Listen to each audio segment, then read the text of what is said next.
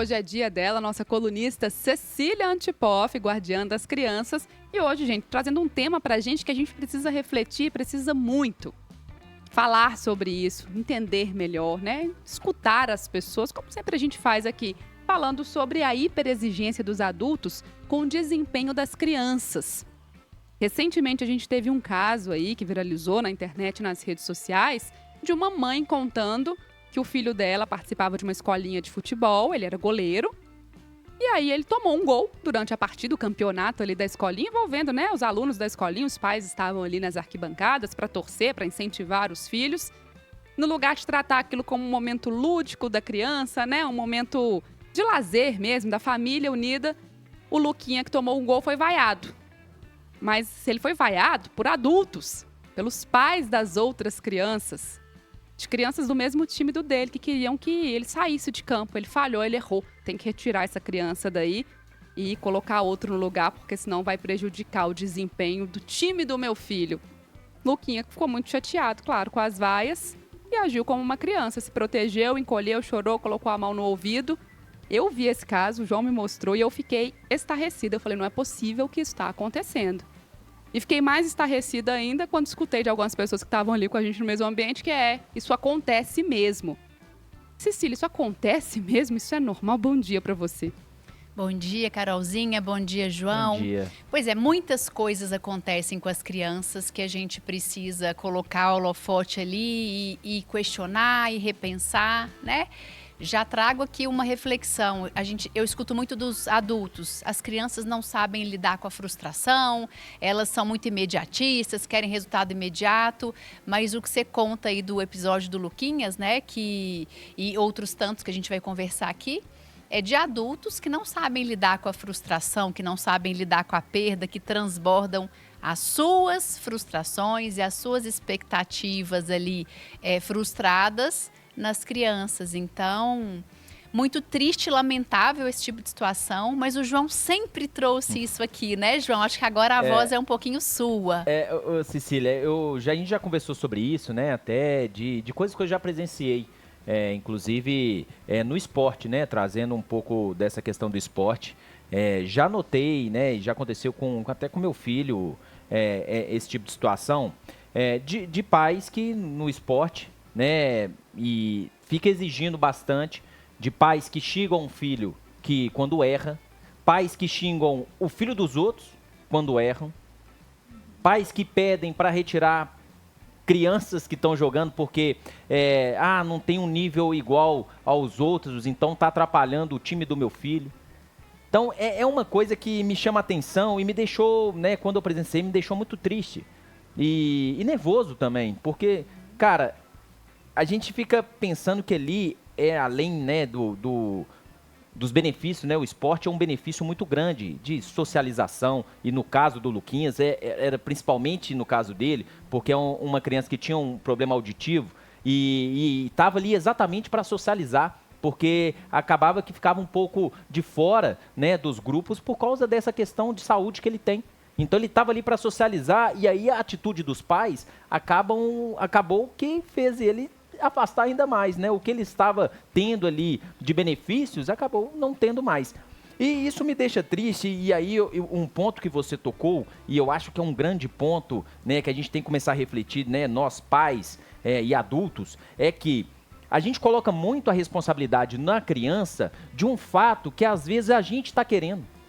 Exatamente. A gente, às vezes, eu não fui um jogador de futebol, eu quero que o meu filho tenha, porque eu não fui, e aí você fica naquela cobrança, né, com o filho. Eu não fui médico, então meu filho tem que estudar bastante para ser médico, porque aí eu vou entrar aí, pra gente mudar um pouco, não só do esporte, vou contar a história de um amigo. Tá.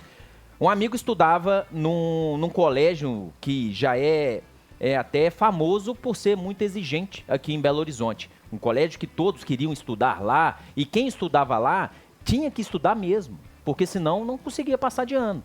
E os pais eram muito exigentes. Esse amigo meu, a vida toda, teve problemas, principalmente de socializar, porque tinha que ficar dentro de casa. Então, é uma criança que era insegura, uma criança tímida, uma criança que não conseguia se desenvolver. Então, ao invés de ajudar, né, essa pressão acabou atrapalhando. Então, é difícil a gente falar disso. Eu fico extremamente incomodado com esse assunto, né? Até me seguro até para não me emocionar, porque... Por que fazer isso? Por que jogar a responsabilidade para as crianças? São crianças que estão ali para se divertir. São crianças que estão na escola para ganhar o estudo, mas de uma forma natural. E são seres de direito, né? Tem escolhas também. São seres de direito, Carol. E o que eu acho que é importante tocar aqui? Então a gente vai deixar as crianças ali fazendo do jeito que elas querem, a gente não vai exigir da criança esforço. A gente está aqui para falar da hiperexigência. Não é ali do estímulo de, vai filho, você caiu, vamos, tenta de novo. Não, você não deu conta, descansa um pouquinho, vai lá e refaz. Esse estímulo, o pai e a mãe ajudarem a criança a trabalhar a resiliência, a flexibilidade, a persistência, isso é maravilhoso. Agora, a questão que a gente traz é de um adoecimento. Eu chamo isso de adoecimento. É desconexão. Mais uma vez, a gente escolhe 1000 temas aqui e cai no mesmo lugar. No adoecimento, na desconexão dos adultos do que é essencial, na desconexão dos adultos com a própria expectativa frustrada. Eu vejo esses pais, né, que machucam as crianças emocionalmente, pais não, os adultos que machucam as crianças emocionalmente em prol de desempenhos, como adultos traumatizados, que seguem traumatizando crianças. O que significa isso? Não, mas tem que ser duro mesmo, é assim que a gente cresce na vida, é assim que a gente aprende. Eu queria contar para vocês que não. Assim, a criança dá conta, ela muitas vezes dá conta do desempenho, muitas vezes dá, mas há um custo. Qual é o preço que as crianças, que a gente paga por fazer isso com uma criança, com uma hiperexigência, né? De tirar da criança o tempo livre para só estudar, de fazer, né? Teve uma criança que contou dessa história do Luquinhas, um amigo, falou, o professor fala que ele quer ver a gente dando sangue, pode sangrar no campo, mas que tem que sair gol, que o jogo tem que sair perfeito. Isso tem um custo emocional, né? Quem vai ser essa criança lá no futuro? Sabe quem vai ser? O adulto inseguro. Não é o adulto seguro, não. É inseguro, que morre de medo de errar. Que busca um perfeccionismo. Se não está perfeito, eu não faço. Um adulto que trava na vida, que trava na relação, que trava no trabalho. É um adulto extremamente dependente do olhar de aprovação do outro, um adulto aprisionado. Isso não é bom. A criança muitas vezes dá conta do desempenho, muitas vezes dá, porque ela quer ser amada, ela quer pertencer, ela quer corresponder. Então, ela paga esse preço. Ela engole a autenticidade dela, ela engole, né, a expressão ali da dor, do choro, da frustração, para agradar o papai, a mamãe e o professor. Mas o custo emocional que tem lá na frente não, a partir da infância, é gigantesco. Né? A gente não pode olhar para esse tipo de situação e fingir que nada acontece. Isso é adoecimento. E aí a gente precisa começar a pensar que quando você fala em adoecimento, a mudança vem pela gente, pelo adulto, né? Primeiro... Pela tomada de consciência, Carol. Sim. De reconhecer-se como a pessoa que está tendo esse comportamento e que isso é prejudicial. Então, quando eu falei aqui dessa questão da reflexão, eu ainda não cheguei nessa fase, né? Maria Clara tem 9 meses ainda. Mas quando o João me falou que, isso acontece, eu fiquei parada olhando assim, como assim isso acontece? Isso é normal? As pessoas estão se comportando assim? Porque para mim foi algo até meio chocante de saber que os pais estão nesse formato de comportamento, achando que isso é positivo. E aí eu pensei até também, né, pra gente, antes da gente começar a falar como é que a gente muda isso, quando a gente fala da hiperexigência, eu fiquei lembrando também se isso está relacionado, Cecília, àquela questão que a gente tem, por exemplo, de crianças com agendas lotadas, que sequer tem tempo para brincar. Eu vejo muito isso. E é uma decisão muito difícil, porque a gente fica pensando assim, não, meu filho, ele tem que saber fazer de tudo, porque o mundo hoje é muito exigente. Então, vou colocar ele para praticar esse esporte, mas eu vou colocar também no inglês, mas eu vou colocar também para fazer não sei o quê. E aí, de repente, a criança tem uma agenda que parece uma agenda de adulto. Sim. Só falta ir para o trabalho, né? E muitas também trabalham. Então, quer dizer, isso também é uma hiperexigência, a gente não deixar tempo para aquilo que é característico da infância, do brincar, da conexão, da leveza. e da construção natural das coisas? Também, Carolzinha, isso é uma hiperexigência que a gente cai ali, né, no cerne da questão, que é a adultização infantil. Os adultos hoje muitas vezes lidam com as crianças, olham para as crianças como se fossem mini adultos. Nem chorar a pobre da criança pode mais, nem fazer a birra que é natural, que nós chamamos de birra, mas nem expressar a frustração, ela não pode mais, porque se ela começa a fazer isso, ela tem um transtorno, eu vou medicar, porque ela tem que corresponder à frustração de uma forma plena. E olha o adulto correspondendo à frustração de forma plena, gritando com a criança, mandando tirar do time, né, se descabelando ali. Então, é para refletir, né? Isso a gente cai na adultização infantil, na visão equivocada do que esperar de uma criança. E tem um outro pano de fundo aí que é medo, né? Eu vejo a educação pautada no medo. Medo do futuro. Pais e mães morrendo de medo do futuro. Como assim, Cecília?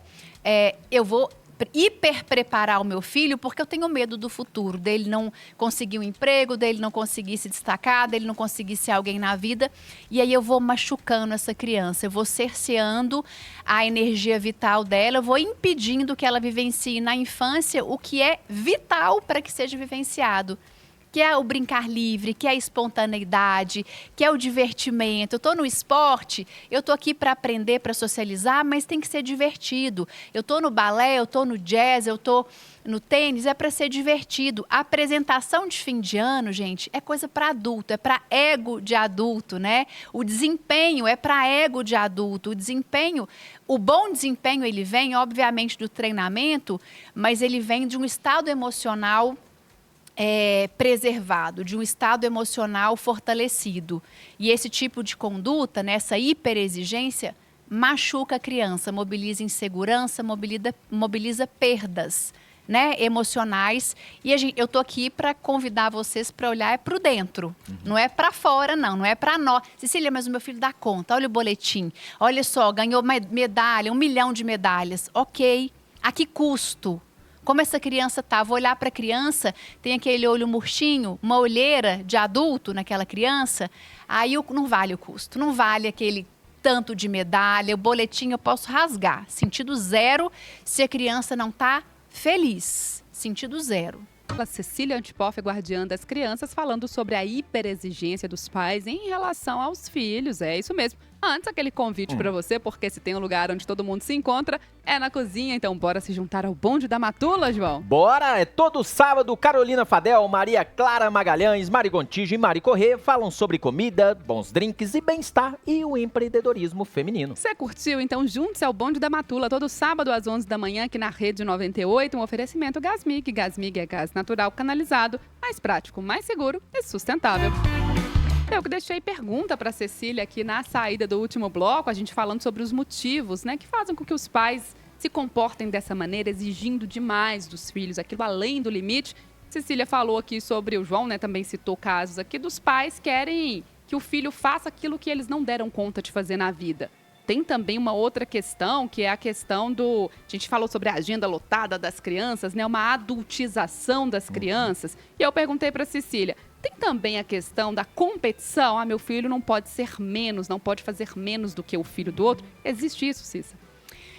Existe muito, né, Carol? Competição, e aí você trouxe o termo aí, comparação, né? Mães e pais comparando o próprio filho com as outras crianças, com desempenho, com nota, faz aula disso, não faz daquilo, o seu se alimenta desse jeito, o meu desse. E aí o convite que eu faço é para a gente refletir aqui.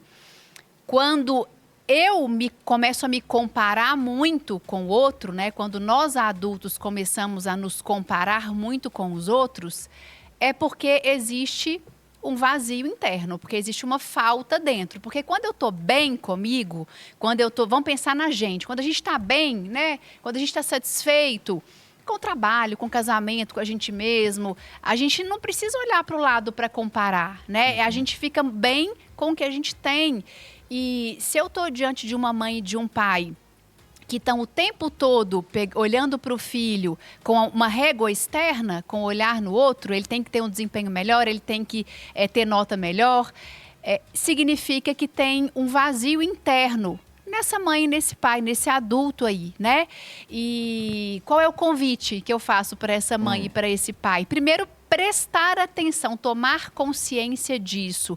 Como é que você lida, né, com você mesma enquanto mãe, com você mesmo enquanto pai, no cotidiano? Você se compara muito com os outros? Você compete muito com os outros? Como você lida com seus próprios erros? Porque uma mãe e um pai que pune o filho que erra num jogo de futebol, que pune um filho que erra no dever de casa, porque ali o processo de aprendizagem, né, ele perpassa por erros. Eu vou aprender errando. Olha como é que você lida com você mesmo, com seus erros, com você perante os outros. Primeiro a gente olha para dentro. Educar uma criança de forma consciente é um processo de dentro para fora, é um processo de autoeducação. Educar uma criança de forma inconsciente, de forma sonâmbula, de forma que eu vou ali junto com a manada, é olhar sempre para fora. A régua, ela é fora. Agora, o exercício primeiro eu preciso olhar para dentro. E eu preciso olhar para a minha história. Minha mãe me comparava muito. Eu estudava num colégio, Carol estava contando pra gente, né? Muito exigente, que punia, que, né? Você contou, Carol, que vocês ficavam constrangidos.